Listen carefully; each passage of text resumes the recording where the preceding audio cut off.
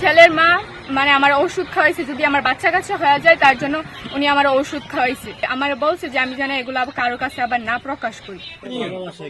1 বছরের প্রেমের সম্পর্ক, হাত ধরে এখানে সেখানে ঘোরাঘুরি, বিয়ের আশ্বাসে মেলামেশা, শেষ পর্যন্ত প্রেমিকের পিছু টান।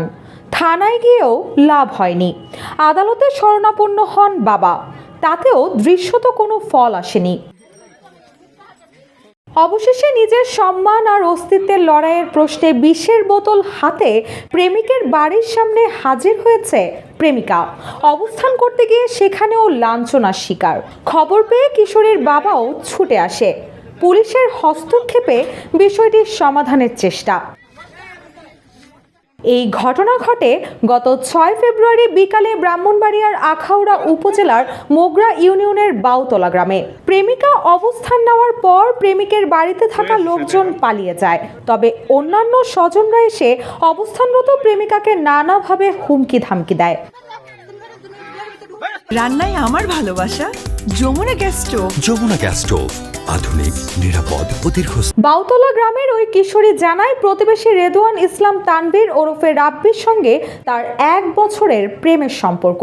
বিয়ের আশ্বাস দিয়ে রাব্বি তাকে গত 1 সপ্তাহ আগেও বিভিন্ন জায়গায় নিয়ে যায়। ফেরত আসার পর রাব্বির মা আমাকে ঔষধ খেতে দেয় যেন বাচ্চা পেটে না আসে। পরে এ নিয়ে এলাকায় বৈঠক করে আমাকে 1 লাখ টাকায় সব শেষ করতে বলে। ছেলের মা মানে আমার ওষুধ খাওয়াইছে, যদি আমার বাচ্চা কাচ্চা হয়ে যায় তার জন্য উনি আমার ওষুধ খাওয়াইছে, যেন আমার বাচ্চা কাচ্চা না হয়। আমার বলছে যে আমি যেন এগুলো কারো কাছে আবার না প্রকাশ করি। অ্যাডভোকেট কবিরও তাদের সাথে যুগ আছে, মানে ছেলের বাবার কি জানে লাগে। বলেন আমার সম্মানের দাম কি 1 লাখ টাকা? আর একটা মেয়ের ইজ্জত কি টাকার উপরে কি বিক্রি করা যায়? আমি টাকা পয়সা কিছুই চাই না, আমি শুধু ছেলেরই চাই। কারণ ছেলে আমার নিয়ে গেছে, ছেলের আমার সামনে আনতে হইব, তারা ছেলের আমার সামনে আনেই না। ভুক্তভোগী ওই কিশোরী আরো বলেন, প্রেমিকের মায়ের প্রস্তাবে রাজি না হয়ে আমি ও আমার পরিবার বিয়ের কথা জানিয়ে দেই। প্রয়োজনে বিয়ের কয়েক বছর পর তাদের বাড়িতে উঠবো এটাও জানানো হয়। কিন্তু রাব্বির পরিবার এটা না মানলে আমরা থানায় যাই। পুলিশ মামলা না নিলে গত বছরের ডিসেম্বরে আমার বাবা বাদী হয়ে আদালতে ধর্ষণ মামলা দায়ের করে। রাস্তাঘাটে বের হইলে আমার নানান ধরনের বকাবাদ্য করে, অনেক খারাপ খারাপ কথা বলে যে ছেলের দিয়ে বিয়ে করে নিব না, মানে ছেলের বাপের দিয়ে বিয়ে করে নিব, আর অনেক কিছু। আর ছেলের বাপেও আমার অনেক খারাপ খারাপ বকাবকি করছে। ছেলের বাপে যে আমার সাথে মেসেজ করছে, ওই মেসেজগুলোও আমার কাছে আছে। ছেলের মামা নিয়েও আমার সাথে মেসেজ করছে।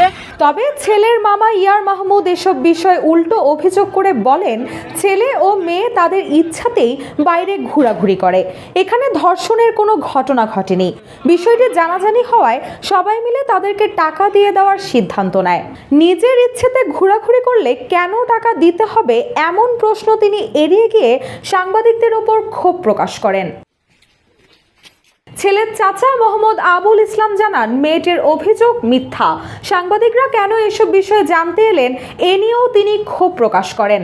রাব্বি ও তার পরিবারের কেউ বাড়িতে নেই বলে জানান তিনি। আমার ভাই বাড়ি না, আমার সেন ভালো না, আপনারা না জানাই আসাটা ঠিক হয় না। আপনার আসতেন বলেন, বাইক থাকতে হবে না, বাড়ি মেহমান থাকতে হবে না, বাড়ির লোক থাকতে হবে না? বাড়ির লোক নাই কি আমরা জানি আসছি তো, এটা আপনারা জানেন তো, আসার দরকার ছিল।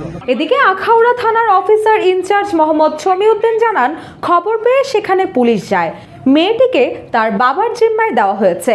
এ বিষয়ে যেহেতু ধর্ষণ মামলা দায়ের হয়েছে, সেই অনুযায়ী বিষয়টি আইনি প্রক্রিয়াধীন রয়েছে। যে ঘটনাটা, এটাতে আমরা সময় পেয়ে আমরা ওই ভিকটিমকে উদ্ধার করে নিয়ে আসছিলাম।